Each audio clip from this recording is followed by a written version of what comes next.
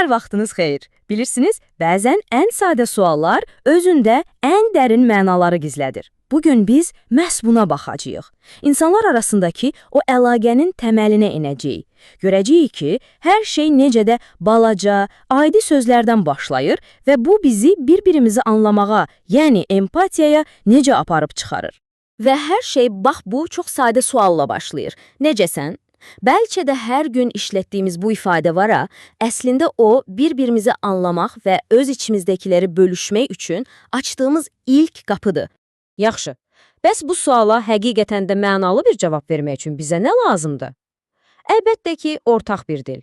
Yəni hissləri ifadə edən əsas sözlər, bir növ alətlər toplusu. Gəlin indi bu alətlərə birlikdə baxaq. Deməli, başlanğıc olaraq əlimizdə 4 əsas hissi ifadə edən söz var.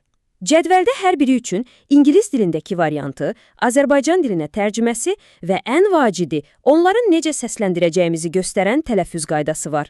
Bax, məhz bu üçüncü element, o səs vara, məhz o, sözləri əsl ünsiyyətə çevirir. Gəlin başlayaq birincidən. Excited, yəni bizim dildə həyəcanlı. Tələffüzünə diqqət edin, excited. Bax bu səs, o müsbət enerjini, o coşqunu ifadə etməyə kömək edir. İndi isə növbəti hissimiz tired, yəni yorğun. Çox sadə səslənir, tired. Bu elə bir hissdir ki, həm fiziki, həm də mənəvi tükənmişliyi ifadə edir və demək olar ki, hamımıza tanışdır. Üçüncü sözümüz isə scared, yəni qorxulu. Tələffüzü də scared. Bu söz də çox vacibdir, çünki həssas olduğumuz anlarda özümüzü ifadə etmək üçün əlimizdə olan əsas alətlərdən biridir. Və nəhayət sonuncusu, shy, yəni utancaq. Tələffüzü də çox asandır, shy. Və salam.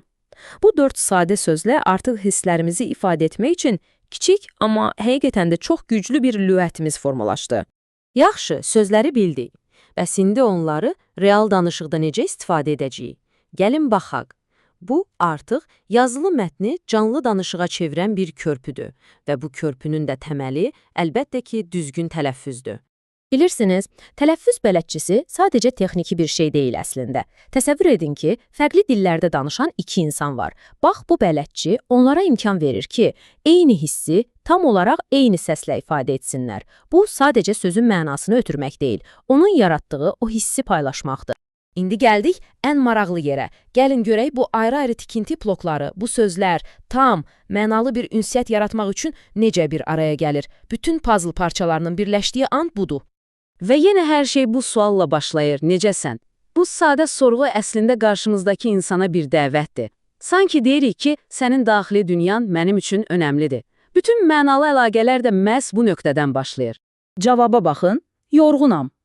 Fikir verirsiniz, bayaq öyrəndiyimiz o tired sözünün bizim dildəki qarşılığı burada necə də birbaşa, səmimi bir cavab yaradır. Sadə, aydın və çox effektiv.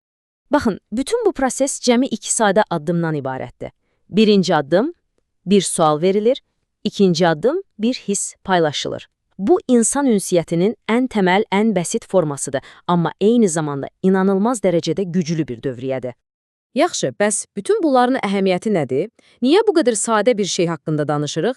Gəlin indi diqqətimizi daha böyük mənzərəyə yönəldək. Anlayaq ki, bu sadə dil dərsi əslində sözlərdən empatiyaya necə bir körpü qurur. Və əsas məsələ də elə budur. Bu balaca dialoq var ha. Əslində insan əlaqəsinin və bir-birini anlamağın təməl daşıdır. Yəni bu sadə quruluşu mənimsəmək sadəcə yeni sözlər öyrənmək deyil. Bu başqa bir insanın dünyasına addım atmaq üçün empatiya qapısını aralamaq deməkdir.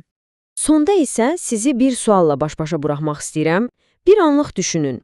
Sizin bildiyiniz ən güclü, amma eyni zamanda ən sadə ifadə hansıdır? Bu barədə biraz fikirləşin. Və bəlkə də sözlərin gündəlik həyatımızdakı o əsl gücünü yenidən kəşf edəcəksiniz.